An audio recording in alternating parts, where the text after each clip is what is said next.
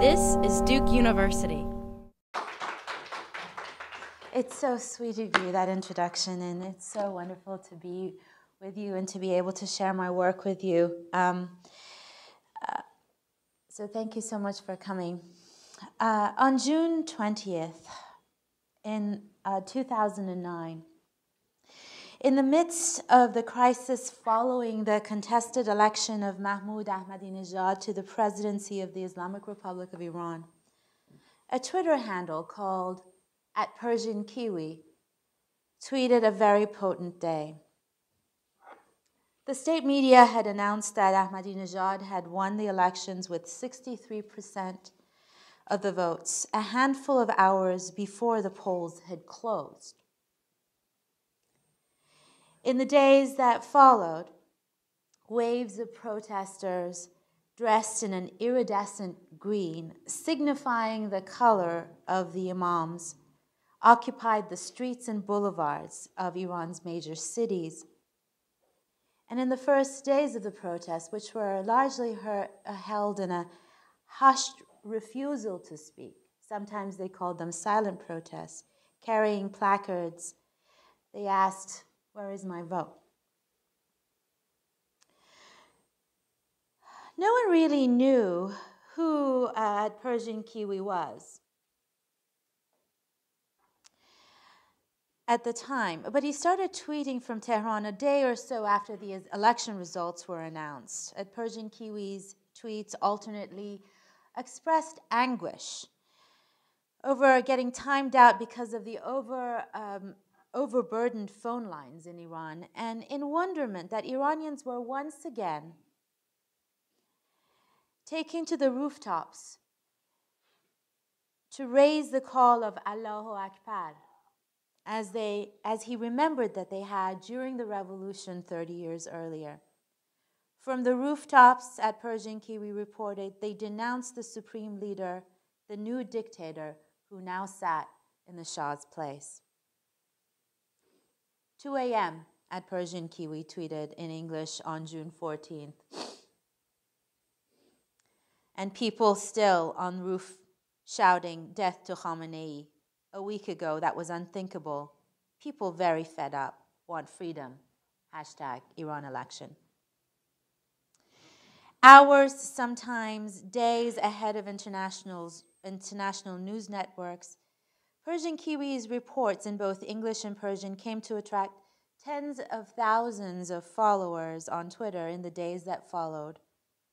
Working with a nomadic team of 3 to 4 hackers, armed with several video cameras and CB radios and numerous phone lines, @PersianKiwi remained a reliable source of detailed information about the situation on the ground in Iran until his sudden disappearance on June 24th, 2009. As if placing a telephone call to God, PersianKiwi tweeted an evening prayer that was transmitted to hundreds and thousands of followers that were eagerly anticipating the next move of the Iranian opposition. On June 20th, 2009, PersianKiwi posted the following: "We have no future, no life, no hope without you, Allah, our creator, our leader. #Iran election. Inna Allah wa anna liya rajoon."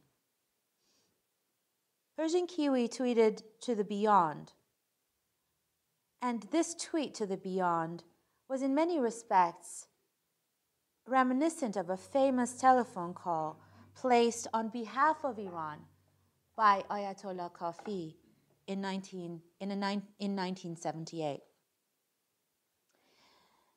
So it's sort of this tweet is reminiscent of a phone call that was placed to God during the course of the Iranian Revolution. In this widely distributed cassette recording of his sermon in 1978, Ayatollah Kafi is heard calling out to Imam Hussein to quit the plains of Karbala because the greater enemy is in Iran, in the person of the Shah. This revolutionary call was reproduced on cassette tapes, multiplied and circulated everywhere. His call to the Imam could be heard coming from cassette decks that young boys carried around on sidewalks in every major city in Iran, above the sound of the bustling traffic. In response to the mechanical cries of this revolutionary cry, the people of the Imam rose up to topple the Shah, and in March 1979, the Islamic Republic of Iran was born as a Shia nation as a consequence of what was called a cassette revolution. In looking back at the history of the Iranian Revolution and the efficacy of Kafi's mediated and much circulated sermon, it becomes evident that Iranian Shiism is animated by an expectant messianism, deeply rooted in its imamology.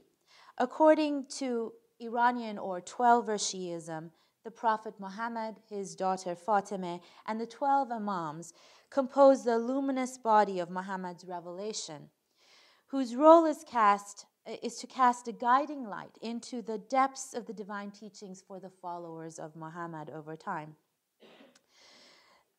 The martyred third Imam, who was martyred in Karbala, Imam Hussein, stands as the heroic figure of Iranian Islam, called upon to participate in historical happenings as a figure of personal transformation and political revolution. His return, alongside the 12th Imam, is popularly projected as the arrival of Judgment Day. Now, a mystery surrounds the whereabouts of the 12th Imam. So we're talking about the third Imam, but there's also a mystery that surrounds the whereabouts of the 12th Imam. This mystery advances his significance for Shia history. As a young child in 873 AD, the 12th Imam went into occultation and has for hundreds of years resided on what people consider the Green Isle. The Green Isle, or the Green Island, is a timeless place, a no place in Nakojabad, a land without coordinates. His imminent return, messianic in conception, imbues every moment in time with significance. Koban writes, present simultaneously in the past and the future, the 12th Imam, the hidden Imam, has been for 10 centuries the history itself of Shia consciousness, a history over which, of course, historical criticism loses its rights, for its events, although real, nevertheless do not have the reality of events in our climates. Though he is hidden from sense perception, it is thought that the 12th Imam exists in the hearts of his followers, in the mystical qutb on which the existence of the world depends. The nowhere in which the 12th Imam resides alongside all the other Imams, including Imam Hussein, is self-sufficient, immune, and closed to the material world, at least according to the accounts of those who have seen it. Only those who are summoned are able to find their way to this unknown region, to an imaginal world that is described as both an oasis in the desert and an island in green waters. Advanced as the realm of the dead, the space of the imaginal is, as Jonathan Stern reflects, as extensive as the storage and transmission capabilities of culture itself. The Iranian Revolution of 1978-79 was the first attempt at the viral transmission of that imaginal realm to this material realm. By all accounts, it was this utopian world, the imaginal world, that the Islamic theocracy attempted to establish in the sensory world as the body of the isolationist nation it named the Islamic Republic of Iran. Self-sufficient and immune to all outside contaminants, the imaginal world would be manifested by the nation's own purified sensorium. For as Kafi's telephone call suggested, this imaginal world was both present in both the past and in a future yet unknown. Ayatollah Kafi's ritual call enacted the history of Islam. It redeemed a messianic future simultaneously on a utopian plane that belongs to a no time and a no place. The telephone call mimetically transferred that plane into this material one, both Karbala, but also the imaginal plane on which the Imams reside, into this material, this present place, this place called Iran. The telephone call mimetically transferred that plane into this material one, virally copying its spatio-temporal coordinates, its time and space coordinates, into a present that also bears the marks of a utopian future. Constituted by the empirical body of the believers, this historical stage is the national body itself, alive in the present, as it becomes in the course of that significant ritual transmission, the future purified setting of the Iranian nation. The 2009 vote for the president of the Islamic Republic was clearly signposted by the opposition as one such uncompromising ritual transmission. 5 days after the announcement of the election results, at Persian Kiwi tweeted, chanting, "My brother, my martyr, I will claim your vote." Hashtag Iran election. As if his very transmission on Twitter would redeem history for all time, just as Imam Hussein would redeem all history on Judgment Day. It's actually interesting to note that there is a slip of pen or a slip of type in this prayer that he writes, where he actually, instead of saying that we are from God, Inna lillah, he says, Inna Allah, we are God, in this early prayer. It's remarkable. In the heat of the summer, in the midst of the protesting crowds, so I'm putting these two, the tweet that's happening online and what is happening on the ground together.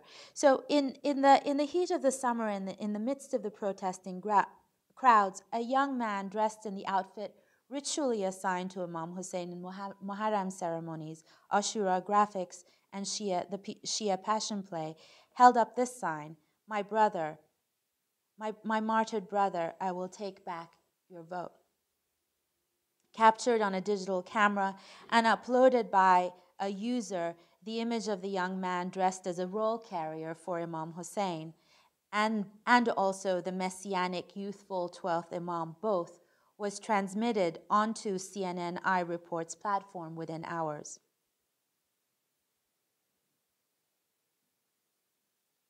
According to Avital Ronell, the telephone has always been inhabited with the rhetoric of the departed. The digital technologies are employed to establish contact with those who are in that realm, in that imaginal realm, such as the youthful 12th Imam. That these technologies are employed in this way to establish contact, it means that the contact with the other has been in some way disrupted. But it also means that the break is never absolute. Contact can always be reestablished. Being on the telephone means, according to Avital Ronell, therefore, that contact is never constant, nor is the break clean. Kafi's text is in that way telephonically charged in the call summoning on Imam Hussein to claim his rightful place in history. And also that the printed message by the young man donned in Imam Hussein's gear, promising to set us a right history on CNN, it implies that there is this contact that is being made by way of either telephonic or viral transmission. The viral transmission of this youthful image, of this youthful figure, also signaling the presence of the 12th Imam on all Iran election platforms, evidences the mimetic presence of the imaginal world in this empirical world. He is Imam Hussein, here to reclaim the vote of his martyred brother. Thus, contact has been established. Today is Judgment Day.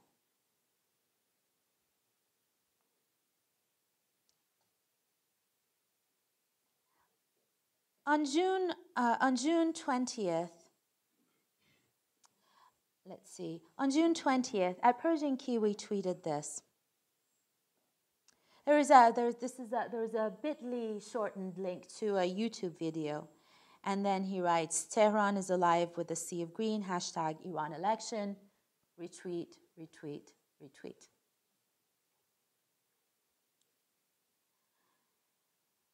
Tehran is alive with a sea of green, he tweeted, referring to the sea of people donning the iridescent green in opposition to the regime. The link to the tweet led to a video on Old Uzu 84's YouTube channel. In it, an anonymous rooftop poet had recorded a video that night, inscribing into her verse the calendrical day of destiny, that day that marks the imminent arrival of the Day of Judgment. This is the video that's embedded in the tweet.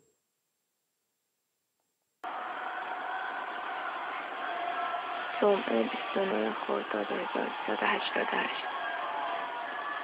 فردا شنبه است. فردا روز سرمایه سازی.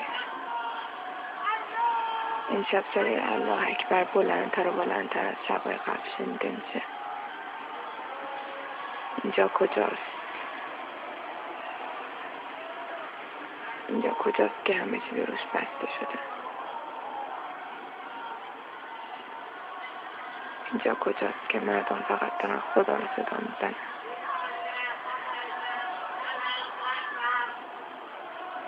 اینجا کجاست که هر شب صدای الله اکبرش بلندتر و بلندتر میشه؟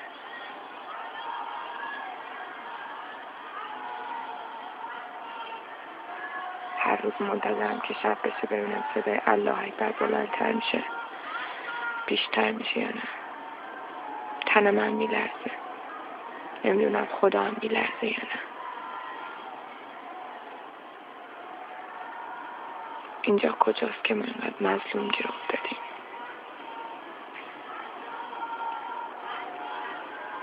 اینجا کجاست که کسی ما رو یاری نمیکنه؟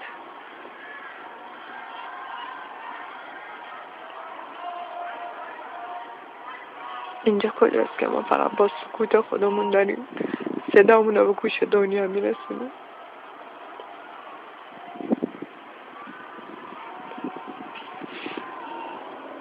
اینجا کجاست که خونه جووناش ریخته میشه و مردم تو خیابون وای میسن نماز میخونن؟ روی همون خونه وای میسن نماز میخونن؟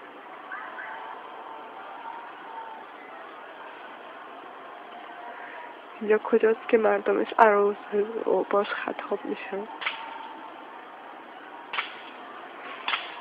اینجا کجاست؟ میخوایم بگم اینجا ایرانه، اینجا سرزمین من و توه.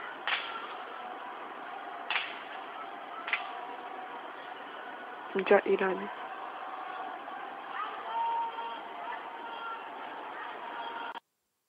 During Friday prayers earlier that day, on June 19th, the Supreme Leader Ayatollah Khamenei had reiterated his support for Ahmadinejad's presidency, declaring a halt to the protests and promising their active suppression. This was a promise, not a threat. The people's refusal to listen would usher in an epic confrontation. The rooftop poet's video opens to a dark screen, and her voice narrates in Persian from the outside of the frame, Friday, 29th of Khordad, 1388, June 19th, 2009. Tomorrow is Saturday. Tomorrow is the day of destiny. To schedule that Saturday as the day of judgment was to promise the messianic confrontation of the third Imam, Imam Hussein, with the brute force of evil. Judgment Day also marks, in popular versions of Iranian Islam, the return of the messianic 12th Imam. Thus, the day of destiny redeems in this one moment of mystical innocence, courage, and heroism the history of the whole world for all time. Varying in pitch, timbre, loudness and duration, writes anthropologist Sertag Manoukian about the voices on the video, they sustain the stillness of the image and turn darkness into a narrative. In their call of Allahu Akbar, in calling on the greatness of God, the persistent loudness of the protesters' voices makes the poet's body tremble. She wonders if the people's call is received. I don't know if God trembles too, she whispers. Her sobbing voice as a symbol of a symptom of a trembling body in Karbala sermons locates her. She is not just speaking now, today, here in Iran. She is also a mourner who witnesses the tragedy at Karbala and the brutal mutilation of the third Imam and his party in 680 AD.